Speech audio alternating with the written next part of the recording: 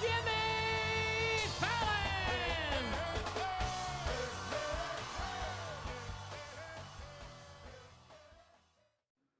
Jimmy Fallon is one of the most recognizable faces in American comedy, beloved for his late-night show and charm, his celebrity impressions, and his lighthearted approach to the cultural landscape. But in recent years, Fallon's career has been flawed by controversy, with two major incidents casting a long shadow over his public persona. The first is his infamous blackface sketch from 2000, and the second is a much more recent controversy in 2023 that reignited debates about comedy, cancel culture, and freedom of speech. That is fantastic!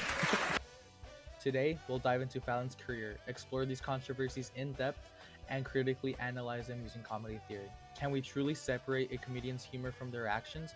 And where do we draw the line between free speech and cultural harm? Yes?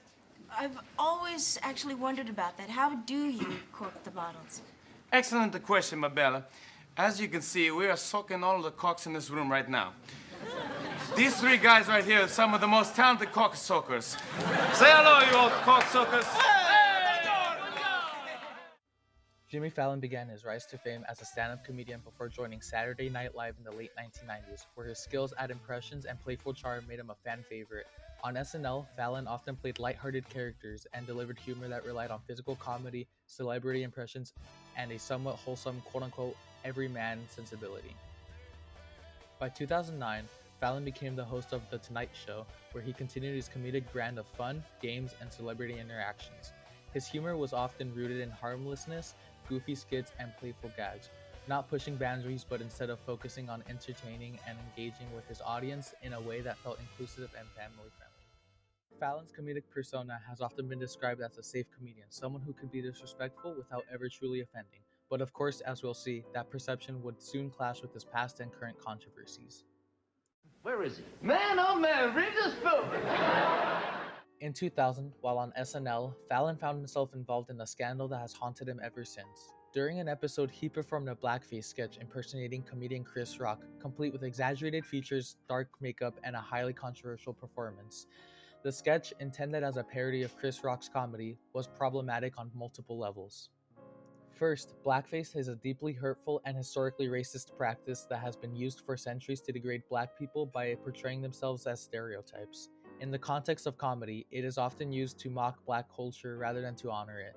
For Fallon, this moment, while intended to be humorous, ignored the racial implications of such a portrayal.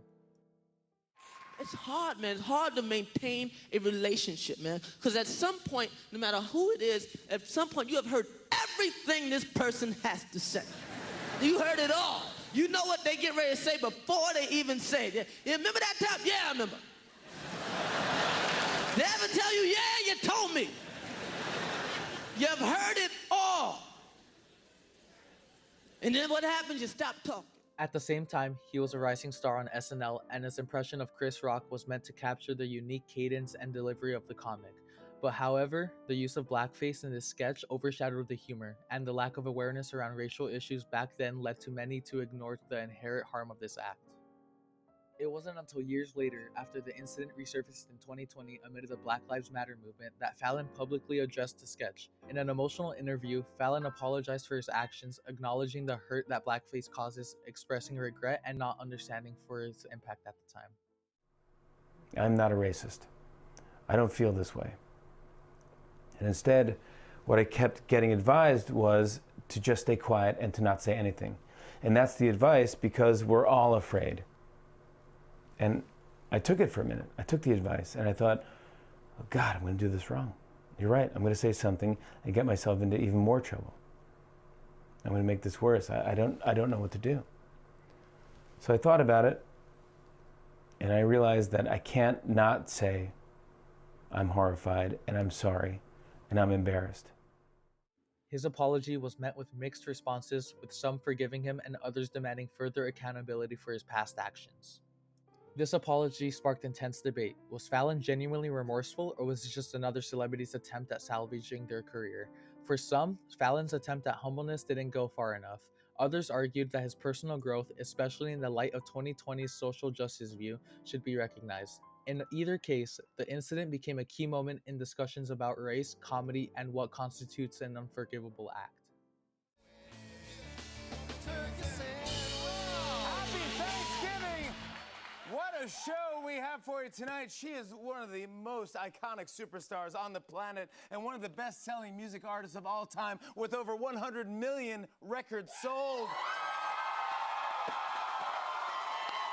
Her new album, Christmas, is out now. Cher is here, ladies and gentlemen. In 2023, Fallon found himself at the center of a new controversy, this time surrounding accusations of a toxic work environment on the set of The Tonight Show. Former and current employees described the culture of fear and mistreatment, with Fallon allegedly fostering an atmosphere where people were afraid of his temper and unpredictable behavior. While this controversy is distinct from the blackface incident, it nonetheless highlights a recurring theme: the gap between Fallon's public persona and the reality behind the scenes. As with the blackface sketch, this new controversy reflects a deeper issue of accountability and whether celebrities are held to a standard beyond their public performances. Now let's tie this all together through comedy theory. One way to view Fallon's blackface sketch is through the lens of the incongruity theory, which suggests that humor arises when there's a surprising or mismatched pairing of elements. In this case, Fallon's use of blackface might have been intended as an inappropriate homage to Chris Rock, but instead it became a glaring example of cultural insensitivity. The internet makes it easier than ever to misinterpret jokes as if they're serious, which is why we, the public, need to remember this. The context of the original statement matters. If the bit was in a comedy club, on stage, your default interpretation should be that they were joking. No matter what is said or how funny anyone thinks it was a joke. It might have been a bad joke, but it was a joke. Incongruity can work when the audience recognizes that the comparison made in the joke is absurd in a way that is critical or self-aware. But in Fallon's case, the sketch he made lacked that self-awareness, and instead, the mismatch created discomfort rather than laughter. This is the danger of using humor in ways that don't account for deeper cultural contexts. Comedy can go beyond boundaries, but it can also reinforce harmful stereotypes if not approached with care. So where does this leave him? Can Fallon be forgiven for his past mistakes, or should people demand a deeper level of accountability? The blackface sketch was clearly inappropriate, but does this define his entire career? What about the workplace allegations? Are they a reflection of his character, or just a byproduct of an industry under intense scrutiny? These questions reflect an ongoing conversation about comedy, freedom of speech, and the line between entertainment and harm. Ultimately, comedy is a reflection of society. It is a tool for both entertainment and critique. But just like any tool, it can be used responsibly or recklessly. As we continue to navigate these complex issues, one thing is certain: we're all still learning how to take a joke, or whether we can.